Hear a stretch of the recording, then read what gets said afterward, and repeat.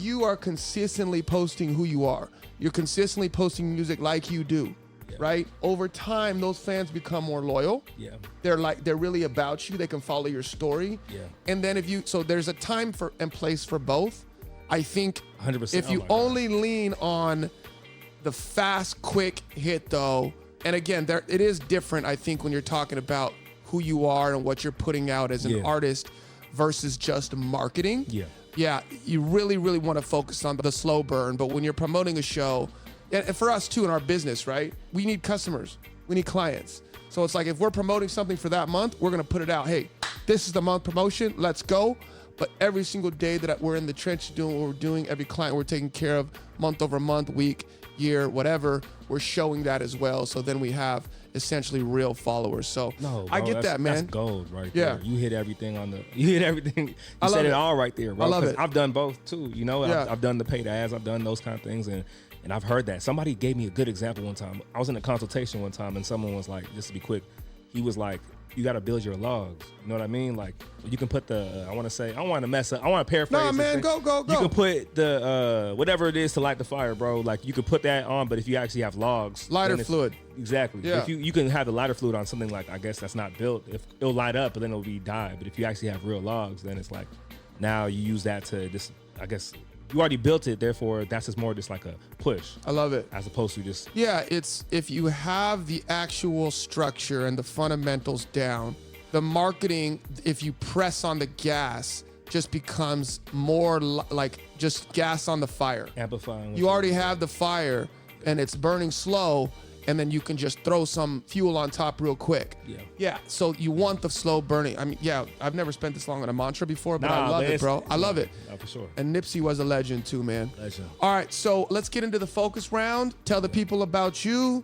Ignatius, what do you do for fun? Oh, man, what I do for fun, bro. Make hits. Honestly, but I don't really have a social life like that, bro. I'll be for real. Like, I really just be kicking it, bro. Like, when you're so busy and when you're just so running around all the time, anytime you have a window of just to not have to do anything, it's the best. You take advantage of it. And you kind of just like, I like to be at the crib, bro. Just honestly. I hear Watch you. my shows. That's it. What are you watching? The wifey.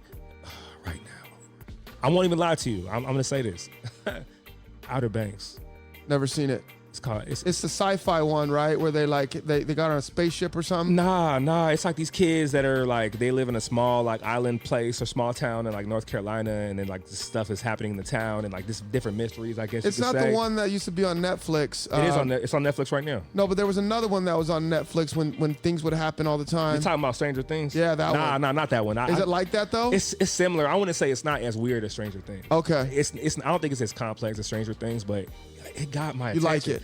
I won't even lie to you. Like, I work with kids a lot, and there's one kid in particular. She was like, "You need to watch the Outer Banks, Ignatius, da-da-da." And I was like, "All right, bro, whatever." And I looked at it, I was like, "Stop, I'm not doing that." But then me and the wifey kind of put it on, and then because a couple of our other kids put us on, and then the first couple of episodes I wasn't feeling it. I was almost done. Okay. You know, you gotta reach that point in the show where you're like, "Bro, I can't do this anymore." Like, I tried. This is and I tried a little further, and it didn't get better. But bro, I watched one more episode, and it got me, and then it got better and better. I've never seen a show elevate that way before. So okay. Do you know what show is actually my favorite show in the world? I've talked about it many times. The Office. Okay. The Office, the first season, it starts off slow, man. You got to get through 4, 5, 6 episodes. And then it gets better. Bro. Honestly, I've never been a crazy fan. Show. That's what everybody says. It's the best show. Everybody who do you like dry, witty sometimes, humor? It depends. Is that the type of humor you like? I wouldn't say I go for that, because sometimes it could be too dry. I'm like, all right, cool, Michael Scott, But like, I know that I recognize what it is. And no, my wife loves that show too, bro. She and a couple of my brothers like it too. So I know it has value, and I recognize it as a fire show. So okay, man, maybe I need to. All right, give it a try. Give me like 6 episodes. 6? Season 1. Is that they're only 20 minutes. Okay. So if you get to 6 and you're like, I'm not feeling it, Jonathan, okay, we'll move on. All right, so you like to hang out, you like to spend time with the wife, relax, clear your mind, and just, kind of veg out on some TV and just relaxation time in your free time for fun. That's it, bro. Love it.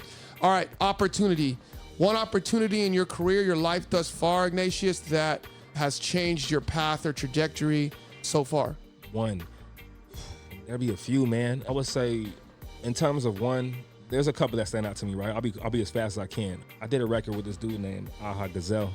Shout out to Aha Gazelle. Shout out Aha Gazelle. Aha Gazelle. I did a record with him. It's funny because I knew of Aha from afar, and I used to just be a supporter of his music. I never really I didn't know him like that, really. You know what I mean? And after a while, I was like, bro, let's work. And I tried to get a hold of his people, and I couldn't get a hold of his people for years. That? How is that in the record business, especially being an up and coming artist?